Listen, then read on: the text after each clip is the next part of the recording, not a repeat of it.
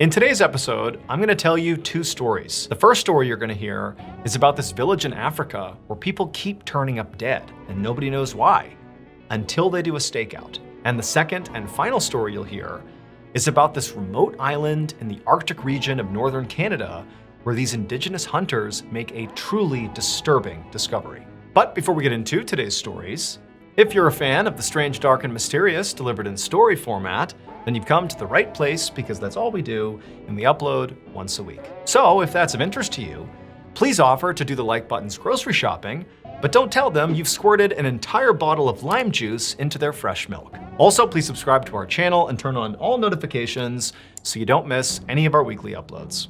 Okay, let's get into today's stories.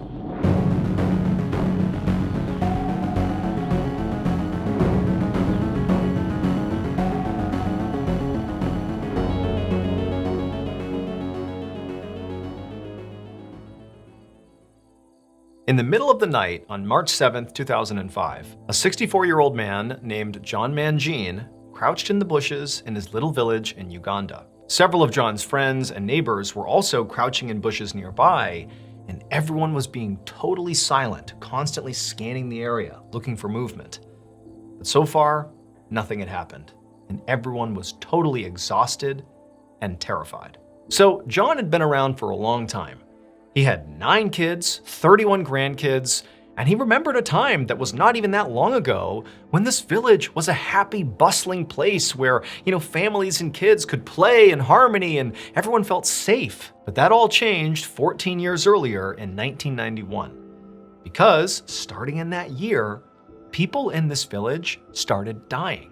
Or more specifically, people in this village started getting killed by someone. They didn't know. It was like randomly people would just go missing and then turn up horribly mutilated and deceased, or people just vanished and were never seen again. Over the course of these 14 years, 83 people from this village had been killed and nobody knew why. And 83 people, to put this in perspective, represented 10% of this entire village's population. This was so widespread that everybody in John's village personally knew someone who had been killed by whatever was plaguing this village. And at some point, the people in this village began to think that clearly a demon is responsible for this. I mean, this is so pervasive that this can't be an animal or a person. This is like, God's will or something, or this is, the devil's will. We don't know, but it's supernatural. Like, we can't control this. It just is a part of living here. And so literally this village, the people here, had just grown to accept that, sometimes people just turn up mutilated and dead. There's nothing we can do about it. We just gotta live with it. But John, he personally knew several people who had been killed, and he never took the stance of, well, it's supernatural and we can't do anything about it. John's like, no, we need to look into this. There's gotta be an actual explanation for what's happening here. And so finally, in 2005, the tipping point was a little boy went missing in the village one morning. And for John, he has all these grandkids, including a bunch of little boys, and he saw this little boy go missing and, he was never found again. And John's thinking, that's just like one of my grandkids. This has to stop. We gotta look now. We have to look into this now. And so John very forcefully rounded up some people in the village, his friends and neighbors and others, and he told them, tonight we are going to set up a stakeout and stay out all night if we have to, and wait for this demon, this creature, this person, whoever it is. We are gonna catch them in the act and put an end to this thing. And because John was so motivated, so enthusiastic, and so ready to sort of lead this thing, he really quickly turned the tide of people's opinions in this village. It's like they went from being, we can't do anything about it, to, you know what, yeah, let's put an end to this thing. And so sure enough, that night, John and all these people he had got together for this stakeout, they headed to this area in their village called the Butchery. They had named it that because the majority of the 83 people who had been killed and mutilated and, turned up dead, they were either found roughly in that area, or that's where they were last seen before they vanished. And the Butchery was actually basically right next to this lake, this placid lake that sort of sat right next to the village. So everybody's scared of this lake and this area, but tonight's the night. They're gonna figure out what's happening in this village. And so John and the other volunteers, they make their way over to the Butchery, and they each climb into these tall bushes, these reeds that are right next to the lake, And they all crouched down, kind of keeping their eyes on the land, the butchery, and also the lake. And there they sat. All of them constantly looking at each other, maintaining eye contact, to stay safe. And they're looking at each other, they're looking at the water, the black water that's totally still, and there's nothing on land, it's still, it's silent. And for hours, they just sat there nervously watching, waiting for something to happen. They didn't know what it was gonna be. They didn't know if, one of the volunteers in the stakeout was suddenly gonna be ripped away by this demon or whatever it was. But all night, on this first night of the stakeout, they're waiting and watching on edge, and nothing happens. And so John the next morning says, we gotta do it again. We gotta go back out there and do another stakeout because we know there's something out there. And so sure enough, night 2 rolls around and now they have even more volunteers. They're motivated, they're out there in the bushes, waiting, watching the lake, watching the land, but nothing happens again. And this cycle continues for 4 more days where nothing happens. John is rallying people every night to keep going back out there, but the group is getting more and more tired. They're staying out all night. It's also sort of deflating to realize that, it looks like we don't have control over whatever's happening here. Like, we can't catch this thing. We don't even know what it is. And so after 6 days of this, where they have seen nothing, no one's been taken, no one's been killed, it's been totally quiet in the village, John rallies the people one more time. He goes, one more night, give me one more, I know we're gonna catch something. And so he got the village to kind of agree to go out for one more night. And this night, unlike the others, John decided to do something different to try to sort of entice, whatever this creature or person or whoever it was, whatever it was, to entice them out of hiding. He and the villagers strung up all this organ meat in the trees right near the butchery, believing that, whoever was killing these people was seeking their meat. And so they put meat up in the trees. And so that night, the 7th night, John and the others, after putting their organ meat in the trees, they crouch down in the bushes, waiting and watching, and it's silent and it's dark. And at first, nothing happens. And as the night goes on, people are starting to think, it's just another night where nothing's gonna happen. And people are starting to get restless. And John's telling them, be quiet, stay still. We gotta wait, we gotta watch, see what happens. Hours and hours go by, nothing. But then, between 4 or 5 in the morning, it's still dark out, the water's black, it's still and silent, and people are really starting to get restless at this point. They begin to hear something. It's like this low grumbling sound that appears to be coming from the lake, but it's hard to tell. The lake was pretty big and it was still dark out. They're looking out at the water and it's just dark. And they're right near the water. And so they're hearing this rumbling sound and everyone's kind of looking out like this is the first time anything has happened during one of these stakeouts. And John, he's telling them, stay down, stay quiet. And they're looking out at the water and it's still. But this rumbling, growling sound, it starts getting louder and louder and louder. It's so loud at a certain point that John, he can feel his body literally trembling from the sound. And as that begins to happen, even with the minimal light, they're looking out at the black water and they notice ripples on the surface of the water. Something's moving in the lake. And so everybody's looking and waiting, everyone's scared. John looks over at the other people who are in the other set of bushes right near him, and he can see their eyes are wide, they're terrified, but everyone's looking out at the water. And then eventually this massive, dark silhouette emerges from the lake, and this loud growl fills the air and everyone's frozen, and then whatever it is charges towards John. But it doesn't go after John. This huge creature runs past John and bites down on the meat dangling from the trees. But the meat, they had placed hooks in the meat like a trap.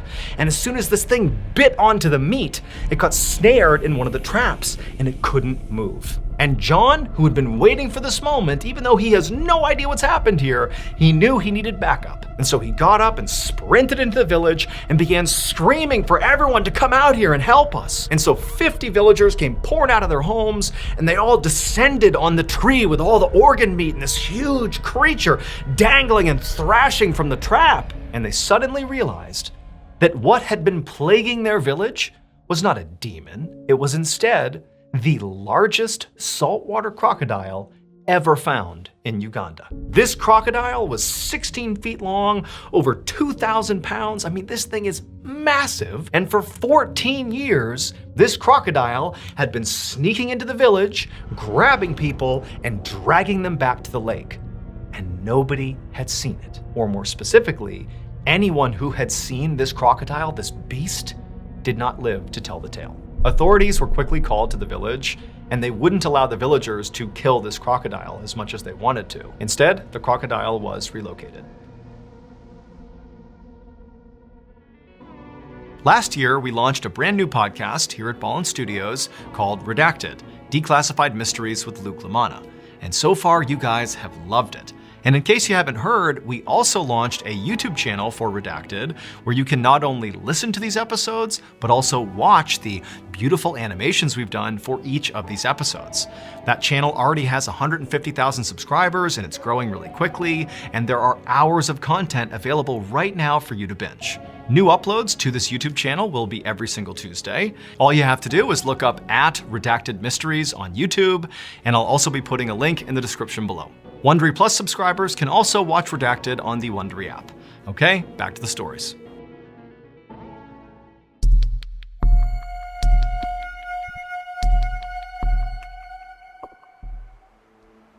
One morning in April of 1848, a group of men were walking towards the coast of King William Island, which is an island located in the freezing Arctic region of northern Canada. These men were members of the Inuit people, who are indigenous to King William Island. And today, they were going hunting.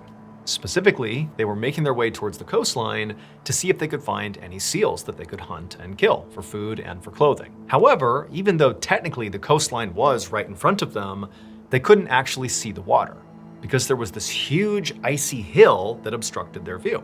So in order to look down to the water, they would have to crest that hill and then look down. As these hunters got closer to the hill, the youngest of the hunters broke from the group and ran up the hill to basically get an early look over and see if he could spot any animals down below. However, as soon as he crested the hill and scanned the coastline, again, you got a picture, it's snowy, icy outside, it's below 0 degrees. I mean, you're in the Arctic wild here. He's looking down and at first, all he sees is just white, just snow, ice, but he sees something else. And as he's looking at it, he can't even understand what he's seeing. Like, it doesn't make sense. It's not computing. And so at this point, the young hunter kind of ducked down on this side of the hill, kind of away and out of view of the ocean, and he turned and signaled to the other hunters to get up here and take a look. And so the other hunters, they don't really understand what's happening here, but they can see, there's some urgency coming from this young hunter. And so they run up the hill as well, and all together, all at once, they kind of peer up and over the hill again, and they look down, and for a second, they all just stared in horrified silence. Down below, wandering along the coastline, were not seals or walruses or any other animals that these hunters might have expected to see out here. Instead, they saw people. Specifically, they saw Kalunat, which is their word for white men. But these men were not acting like people.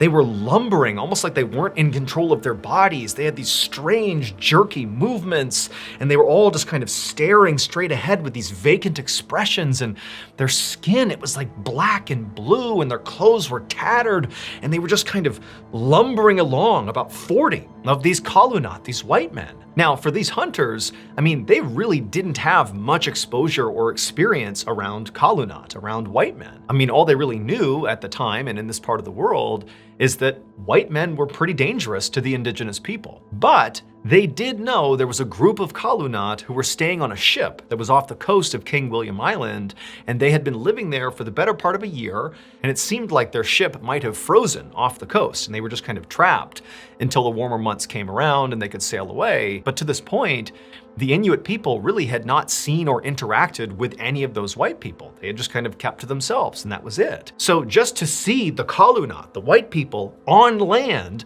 that alone was really shocking. Like, what happened? Why did they leave their ship? Why are they here? But again, the way they were moving and how they looked, it seemed wrong. Like there was something wrong with these people. Like there's more to this story than the Inuit people understand. And it was sort of terrifying. And on top of just the way they were moving, there was something else these Kalunat were doing. In addition to these men just kind of lumbering along the coastline, a few of them were dragging this big sled. And there was a tarp over the sled. Clearly something big or several things were under this tarp. But the Inuit hunters, they couldn't quite tell what it was. It was covered up. And so they're just watching these men in this weird parade along the coastline with the sled. And they really were like, we have to get out of here. And so they ducked their heads below the icy hill to kind of stay out of view of the Kalunat, who to this point, it did not seem like they had spotted the hunters.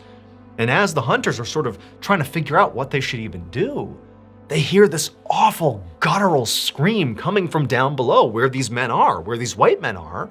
And instinctively, the hunters, they grab their spears and they poke their head up over the hill, almost thinking maybe they've spotted us, maybe they're gonna attack us. But no, when they look down below, many of the Kalunat were still just kind of lumbering along, but one of them had stopped, and he was kind of retching around like there was something wrong with him, and he continued to scream out, and then he just crumpled to the ground. But the other white men, it was like they didn't even react to it, except for the men pulling the sled. They pulled the sled right up alongside this man who had just fallen to the ground after screaming, and they just sort of nonchalantly pulled back the tarp, revealing all sorts of bodies on the sled. They picked the guy who had just fallen, and they threw him onto the pile, they covered him back up with the tarp, and then, like nothing had happened, the men kept on pulling the sled, and this totally creepy procession continued down the coast. At this point, the Inuit hunters were genuinely terrified, and without saying anything, they just scrambled back down the hill and ran back to their village. The following day, the Inuit hunters came back to that exact spot, that icy hill that looked down to the ocean below. Except this time, they had brought along several pounds of seal meat. So the previous day, when these hunters had gone back to their village to tell the others about what they had just seen, oddly enough, the consensus became that, of course the Kalunat are sort of dangerous to us and we should keep our distance. But from what you're describing, it sounds an awful lot like these men, these white men, must just be starving. Like the way they're moving, the fact that men are falling down and dying, and they have this, sled full of dead bodies. They're out here in the Arctic wild. I mean, this is a very unforgiving place. And so the consensus was, they're starving to death. That's what you're seeing. That's why they're acting the way they are.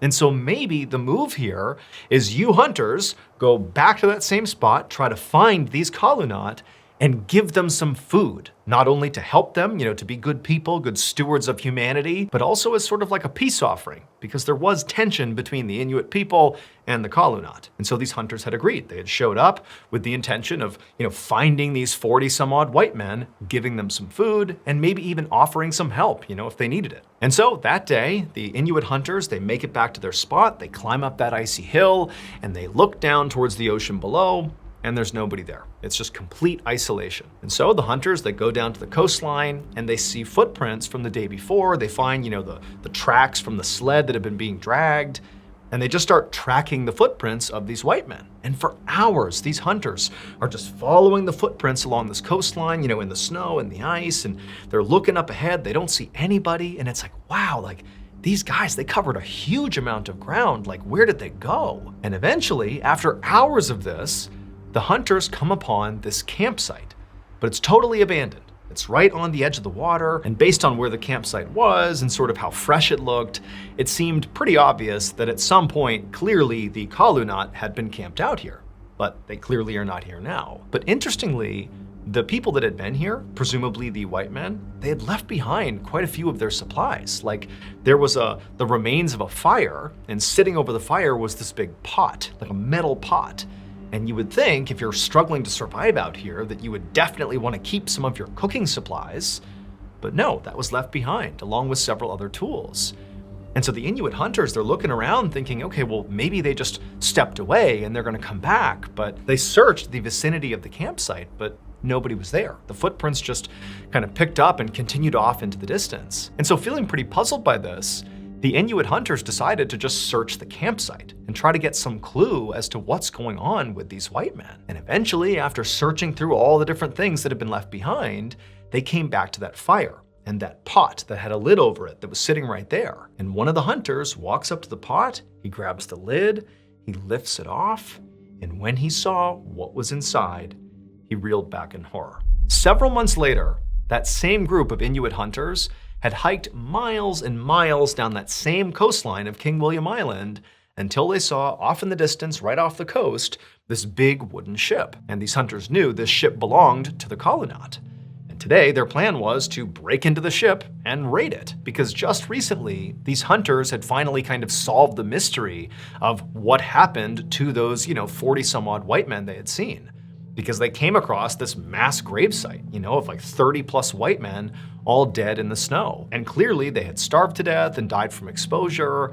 And so it just sort of seemed like this unfortunate thing that these guys had hiked and hiked and hiked and just kind of fell down and died. But now that the Inuit hunters knew that all these white men were dead, they're like, well, there's a ship sitting right out there that, no one's gonna claim, so why don't we take whatever's inside of it? And so the Inuit hunters walked out onto the ocean, which was completely frozen. So the ship, it's off the coast, but it's basically a pathway of ice right up to the ship. And so the hunters, they walked on this ice all the way out to the ship.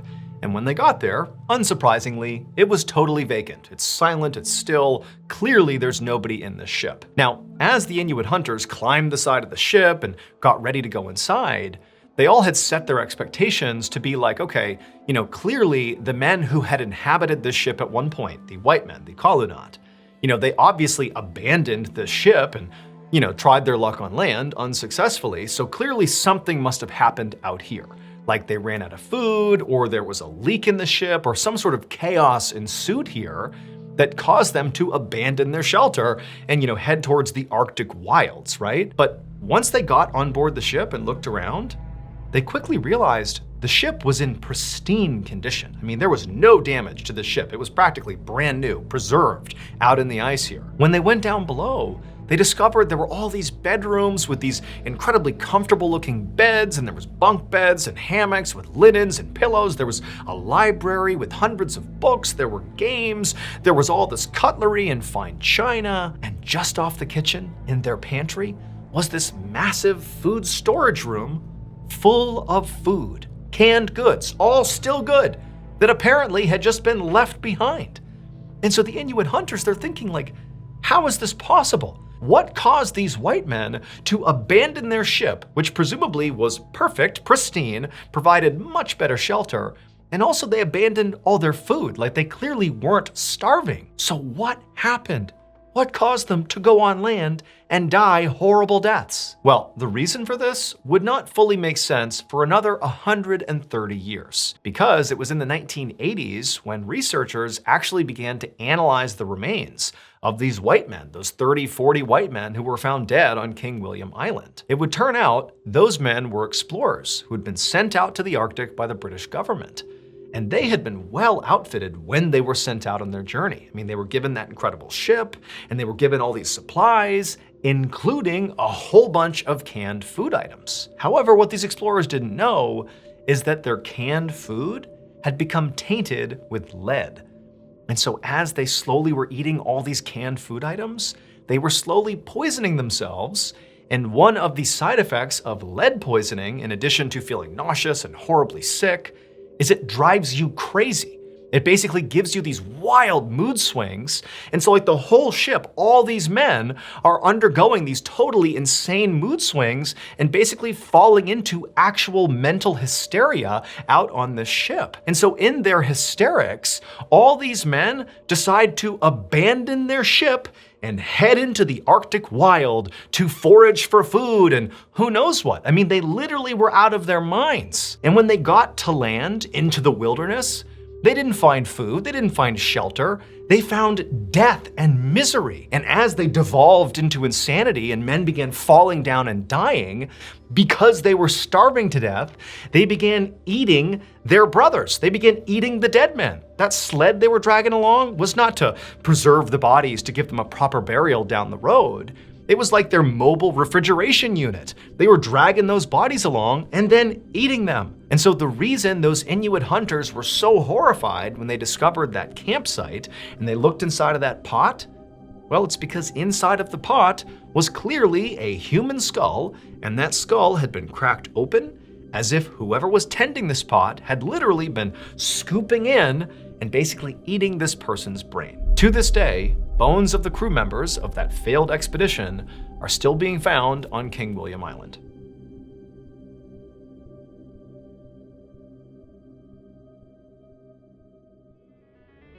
Thank you so much for watching.